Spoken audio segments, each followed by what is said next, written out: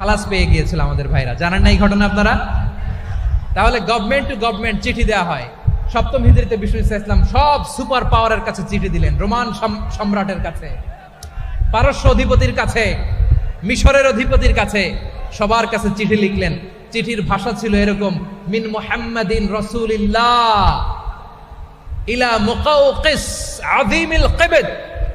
মুহাম্মদ রাসূলুল্লাহর পক্ষ থেকে মিশরের বাদশার কাছে, আসলিম তাসলাম, ইসলাম মানো শান্তিতে থাকবা, সালামুন আলা মান ইত্তাবাআল হুদা, শান্তি তার জন্য যে হেদায়েতের অনুসরণ করে। সুবহানাল্লাহ পড়েন। তো এই চিঠি অনেকে ভালোভাবে রিসিভ করেছে, অনেকে এই চিঠি পাওয়ার পরে নবীর কাছে আবার ইন রিটার্ন উপহার পাঠিয়েছে। কি পাঠিয়েছে? উপহার। মিশরের বাদশা মুকাওকিস তিনি বিশ্বনবীকে বিশাল এক উপহারের ডালি পাঠিয়েছেন।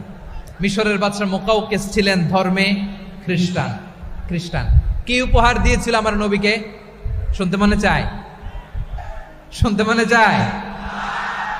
1000 স্বর্ণ মুদ্রা। 1000 স্বর্ণ মুদ্রা।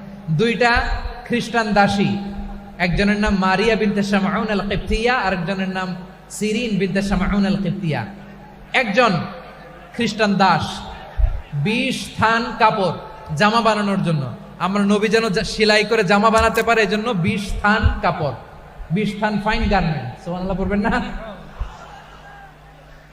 এরপরে একটা গাধা যেটার নাম ছিল উফাইর, আর একটা খচ্চর, এটার নাম ছিল দুলদুল। খচ্চর চিনেন? গাধা আর ঘোড়ার ক্রসিং এ যে প্রাণীটা দুনিয়াতে আসে ওটার খচ্চর বলে।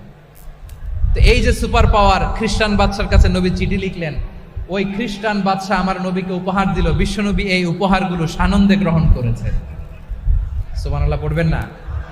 তাহলে অমুসলিম কেউ যদি আপনাকে উপহার দেয়, হালাল উপহার হলে আপনি গ্রহণ করতে পারবেন।